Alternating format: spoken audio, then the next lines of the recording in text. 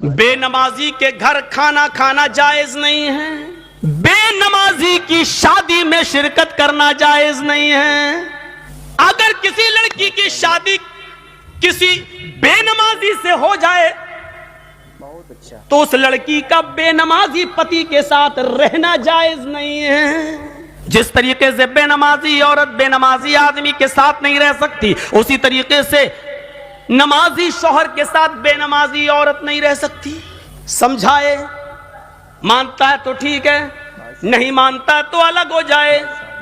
سوال یہ ہے کہ وہ طلاق نہ دے تو طلاق دینے کی ضرورت ہی نہیں ہے، کیونکہ بے نمازی مسلمان ہی نہیں ہے، اور جب مسلمان نہیں ہے تو کسی کافر کے نکاح میں رہنے کی ضرورت بھی نہیں ہے، یہ نکاح آٹومیٹکلی فسق۔ نماز اسلام کا ایک اہم رکن ہے۔ نماز پیارے نبی صلی اللہ علیہ وسلم کی آنکھوں کی ٹھنڈک ہے۔ نماز کے متعلق روز قیامت سب سے پہلا سوال ہوگا۔ مسلمان اور کافر کے درمیان فرق کرنے والی چیز نماز ہے۔ جس نے جان بوجھ کر نماز چھوڑ دی اس نے کفر کا ارتکاب کیا۔ حال یہ ہے، ایک شوہر نمازی ہو اور بیوی مستقل بے نمازی، تو کیا ایسا شوہر اپنے مستقل بے نمازی بیوی کے ساتھ رہنا جائز ہے؟ کیا وہ رہ سکتا ہے؟ یا ایک بیوی ایسے شوہر پر جو مستقل بے نمازی ہو، نماز نہ پڑھتا ہو، سمجھانے بجھانے کے بعد بھی کیا وہ بیوی یا وہ خاتون اپنے بے نماز شوہر کے ساتھ زندگی گزار سکتی ہے؟ ان کے ساتھ رہنا جائز ہے؟ اس مسئلے کو وضاحت سے سمجھنے کے لیے ہم اور آپ ایک مشہور و معروف خطیب جناب جردیس انصاری حفظہ اللہ کو سماعت فرماتے ہیں۔ عبداللہ ابن عباس سے فتویٰ پوچھا گیا۔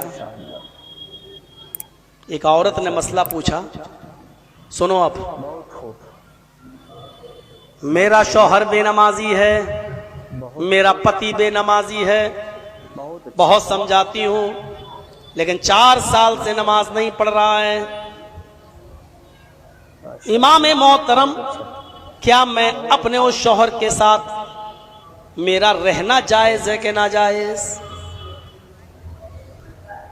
سعودی کے امام کا فتویٰ سنو، میری بہنوں تم بھی سنو، بھائیوں تم بھی سنو۔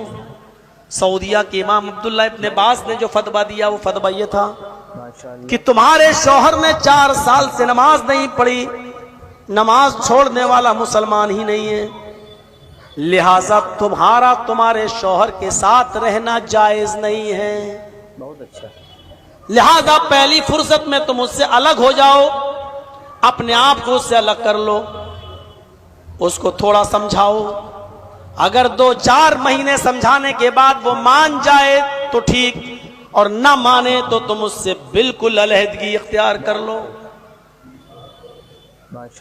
اس نے یہاں سے پھر کہا 4 سال سے سمجھاتے سمجھاتے میں تھک چکی ہوں لیکن وہ نہیں مانتا، وہاں سے پھر فتویٰ آیا کہ تم چھوڑ دو، تم اس کے ساتھ نہیں رہ سکتی ہو، تمہارا اس کے ساتھ رہنا جائز نہیں۔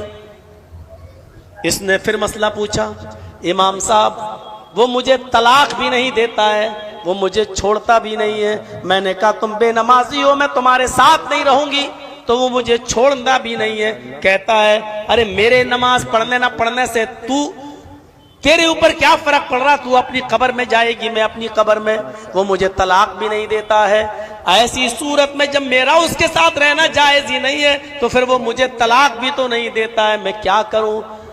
یہاں سے جو جواب آتا ہے سنو، کہا بہن اس کے طلاق دینے کی ضرورت ہی نہیں ہے، جب اس نے نماز چھوڑ دی اور 4 سال سے نماز چھوڑے ہوئے ہے تو وہ مومن ہی نہیں، مسلمان ہی نہیں، اور جب وہ مسلمان نہیں تو نکاح آٹومیٹک ٹوٹ گیا، اور جب وہ ٹوٹ گیا تو وہ طلاق دے یا نہ دے تمہیں طلاق لینے کی ضرورت بھی نہیں ہے۔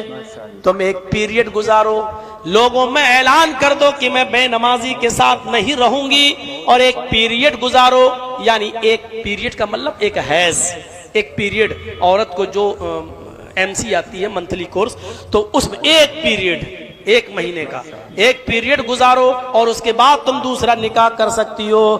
ایک پیریڈ کا حکم بھی اس لیے دیا تاکہ یہ نہ ہو کہ پہلے شوہر کا کوئی بچہ تمہارے پیٹ میں ہو، جب پیریڈ آ گیا تو اس کا مطلب بچہ ہی پیٹ میں نہیں ہے. اب تم پیریڈ کے بعد تم دوسری شادی کسی مومن مرد سے کر سکتی ہو.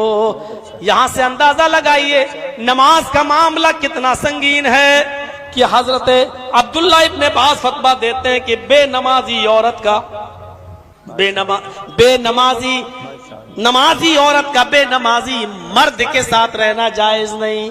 الٹا بھی ہے، ایک آدمی کا بھی نماز پڑھنے والے مرد کا بھی بے نمازی عورت کے ساتھ رہنا جائز نہیں ہے. جب نماز ہی نہیں تو تم کیسے اپنی اولاد کی تربیت کرو گی؟ جب حکم ہے کہ بچہ جب پیدا ہو جائے تو 7 سال کا ہو تو اس کو نماز کا حکم دو، اور 10 سال کا ہو نماز نہ پڑھے تو اس کو مار مار کے مسجد میں لے جاؤ. تم ہی نماز نہیں پڑھ رہی ہو تو بچے کی تربیت کیسے ہوگی؟ اولاد کی تربیت کیسے ہوگی؟ معاشرہ تو اولاد کی تربیت پر ڈیپینڈ کرتا ہے. بہت اچھا. ان مسائل سے ہم کیا سمجھتے ہیں؟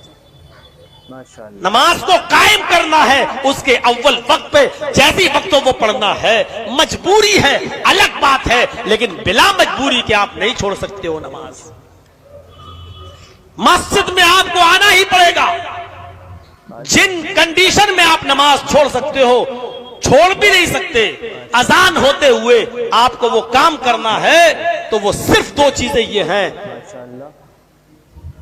کھانا اگر پک رہا ہے اور اذان ہو رہی ہے تب تو آپ پہلے نماز پڑھنے جاؤ گے، لیکن اگر کھانا دسترخوان پہ لگ چکا ہے اور اب اذان ہونے لگی ہے تو اب آپ کھا لو، اس کے بعد جاؤ.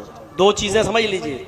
اگر بن رہا ہے تب کھانے کے بننے کے انتظار تک رکو گے تو جماعت چھوٹ جائے گی. نہیں، پہلے نماز پڑھ لو. اور اگر بن چکا ہے کھانا دسترخوان پہ لگ چکا ہے، تمہاری بیوی تمہارے لیے پلیٹ میں نکال کر لا چکی ہے، تمہارے بیٹے لا چکے، اگر رکھا ہے اور اذان ہونے لگی ہے تو ایسی کنڈیشن میں پہلے کھا لو پھر نماز پڑھنے جاؤ. دوسری کنڈیشن، اذان ہو رہی ہے اور آپ کو پیشاب اور لیٹرین کی حاجت ہے تو آپ پہلے پیشاب اور لیٹرین سے فارغ ہو جاؤ اور اس کے بعد میں آپ نماز پڑھنے جاؤ. جو رکعتیں مل جائیں پڑھ لو، جو چھوٹ جائیں بعد میں پوری کر لو. اگر پوری جماعت بھی چھوٹ جائے تو بعد میں پڑھ لو، کیونکہ تم نے لیٹرین قضاء حاجت کی وجہ سے چھوٹی ہے، یہاں اجازت ہے. بہت خوب، بہت اچھا. آپ کی بیوی، آپ کا بیٹا بیمار، ہاسپٹل لے جانا ہے، بہت اچھا، بہت اچھا. اچانک اذان کی آواز آ جاتی ہے، بہت اچھا. فوراً وضو بنائیے، مسجد میں مت جائیے. کنڈیشن خراب ہے، ہاسپٹل پہنچنا ہے، جلدی سے وضو بنا کر اپنے گھر ہی میں فوراً فرض پڑھ لے اور اپنے بچے کو لے کر نکل جائے. اس کنڈیشن میں بھی آپ کو نماز پڑھنا پڑے گا. بہت اچھا، ماشاءاللہ. یا سیریس ہے بہت تو جلدی سے ہاسپٹل لے جاؤ، اور جب نرس اس کو اپنے ہاتھ میں لے لیں، ڈاکٹر اس کو اپنے قبضے میں لے لیں، وہ لوگ لے جائیں، اسی وقت تم وہاں وضو بناؤ اور جہاں موقع ملے صرف فرض ادا کر لو. ماشاءاللہ. دونوں کنڈیشنیں جائز.